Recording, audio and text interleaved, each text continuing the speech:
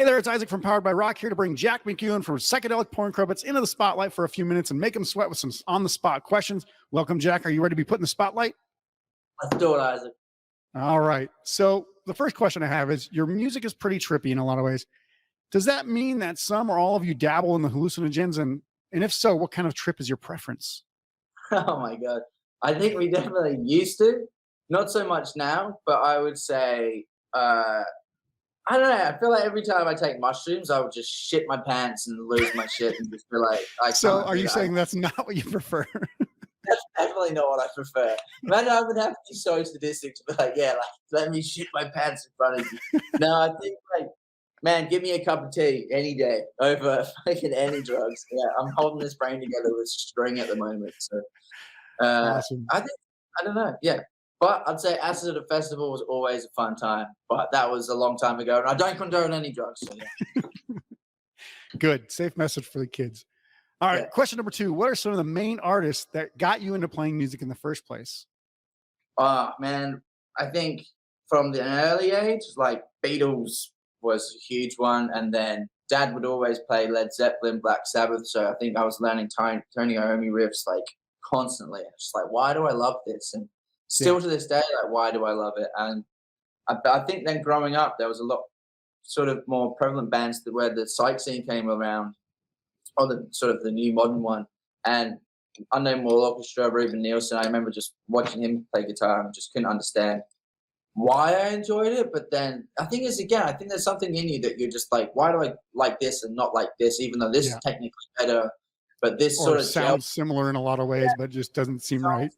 Yeah, Kevin Parker from Tame does it so well. It's like their songs just gel in a way. I've touched their first couple of records anyway, but you're like, this sounds so fresh. Like I haven't heard anything like this in a long time.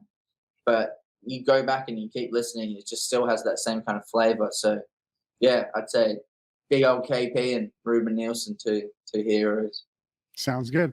So this is a question, or these next couple of questions are quick questions, but I have to ask them of you as an Australian because I absolutely love Australia. I miss it. I still have to go back. It's been a couple of years since I've been back. But what's your favorite kind of meat pie? And please don't tell me you're a vegetarian or vegan. Oh, no, man. Okay, I can't. I love the meat now. I think it's coming from Australia. Every single town you go through has a sign that's like best pie. World's best meat pie, or Aussie's best meat pie. Best pie.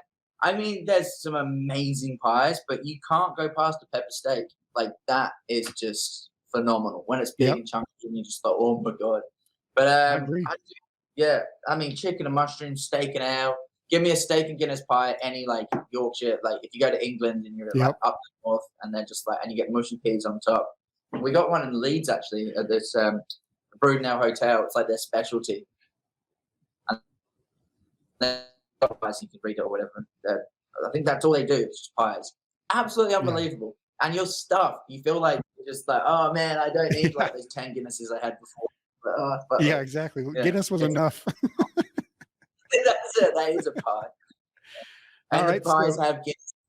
Yeah. So second Australian question, do you watch AFL? And if so, who do you support? I assume Fremantle? The derby was on yesterday. It was West Coast Eagles versus Fremantle. So I recently started watching it. I'm more of like a soccer man, and definitely. Well, you did originally come from the UK, right? Yeah, so I'm a Newcastle fan. But I think if it was coming to AFL, like probably West Coast, like they're just a good team. And I think down at the local pub, we have this drinks down there to play for, like Dave Wirapunda, who's absolute hero. So I support him. I support his drinking habit. I support everything. That's kind of how I went about it. I met some people. That's back when I found out about AFL is when Hawthorn was really big. And I was like, I'm not going to like them because they're huge and famous. But Patrick Dangerfield just went from Adelaide to Geelong. And I was like, I love Patrick Dangerfield. So now I'm a Geelong supporter. Yeah. That's good. All right. So if you're out on the lash, are you drinking 4X Golds or some mixed drinks? What are you having? I think if I got my choice, I'd be a Stone and Wood man. That's a delicious drop, but I'll take anything. Swan Draft's pretty good drop. Like recently I've been on cider because I just drank so much beer. It was like, I was sick of it. I was like, every time I'd go out, I just be like, man, I can't have a beer anymore. Like, and I was like checking myself and being like, am I growing? Like, is all my hair going? Like, I didn't know what was happening. So yeah, it was until the girl I'm with now, like she got me on a cider, and I'm just like, this is delicious. It's like having an apple juice, and I can drink like 10 liters of it a day. So I'm just like, oh, it's Sneaks great. up on you because sometimes those are even more alcoholic than the beer. It is. I think that's why I like it. And I was just like, I'm paying less money for more level of fuck. But now I'm like, I need bench strength because I just can't afford to just go out and just get absolute. We call it getting Norton. Like, if you end up being to that total liability of the group, and you know when it's coming, you're like, oh man, I'm starting to feel a bit like a dick here. And then your mouth's like, blah, blah, blah. You're like, oh no, I'm there. I'm there. But I've learned to control that now. So I think before I would have been naked in the streets, just be like, yeah. Now I'm like, I'm going home. You just slowly go back into the bush. Yeah. Fourth question. We'll make this one quick, but the whole album of Shy Guy the Sunlight Mountain was basically about the tour that you did in the United States and just recently, right before you wrote the album, obviously. What's the craziest thing you've actually seen on tour, and did it even make it on the album? Oh, the craziest thing I've seen on tour is Tony Hawk. He's pretty fucking crazy. No, he shook his hand actually. It was a lovely man. We had a few moments. I think they're all just silly. Like we had a big night out in, I think it was Sydney, or one of the times we were there when we were first doing shows in Australia. And the planes, like when they take off, it's like usually it's 6 a.m. It's stupid. It's like so early. So you go out because you're like 2 or 3 hours behind them because you're so far away. away. That's it. And you go out, you do the show, and you sort of have a couple of beers, and you're like, shit, we need to leave for the airport at like 4:30 or whatever. And so none of us had any sleep. And our old bass player, Luke, he got on the plane and he stood up and he was like, I need to go to the toilet, and just passed out like straight down the aisle and was on the floor. Like, he's lucky he didn't hit his head or anything, but I've never laughed so hard in my life.